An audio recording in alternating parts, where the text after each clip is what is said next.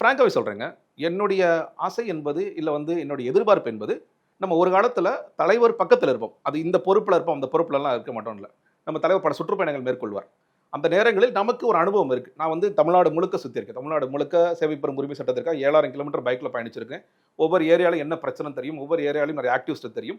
அந்த நேரங்களில் தலைவருக்கு, ஓகே தலைவர் ஈரோடுல இந்த பிரச்சனைலாம் இருக்கு. நான் லிஸ்ட் அவுட் பண்ணி தர்றேன். நீங்க அத பாருங்க சரியா வருதான்னு பாருங்க.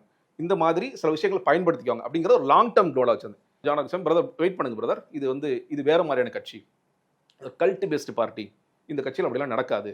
நான் சொன்னேன், எப்படிங்க நடக்காதுன்னு நீங்க சொல்ல முடியும்? இது நடக்கணுங்க. மக்கள் எதிர்பார்ப்பாங்கல்ல. நீங்க பிரஸ் ஸ்டேட்மெண்ட்ஸ்லாம் குடுக்கணும்ல. ஒரு பிரச்சனை நடக்கும்போது நீங்க குடுக்கணுமா, குடுக்க வேண்டாமா? இல்ல பிரதர், அதெல்லாம் அவ்வளோ சீரியஸாலாம் ஒண்ணும் இருக்காது.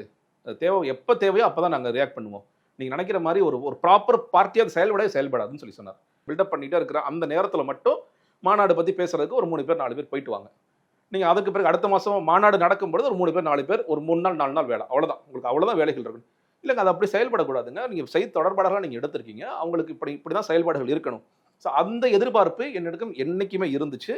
சில நேரங்கள்ல அவரே கேட்காம, அவங்களே கேட்காம சில இஷ்யூஸ் வந்த உடனே டக்குன்னு நான் எழுதியும் குடுத்துருக்கேன். போடுறாங்க, நீங்க போடுங்க. என் மனசுல தோணுது. இந்த பிரச்சனைக்கு நீங்க மக்களுக்காக நிக்கணும். நீங்க தான் சொன்னீங்க மக்கள் பக்கம் நிக்க போறேன்னு. நீ எதுக்குமே நிக்காம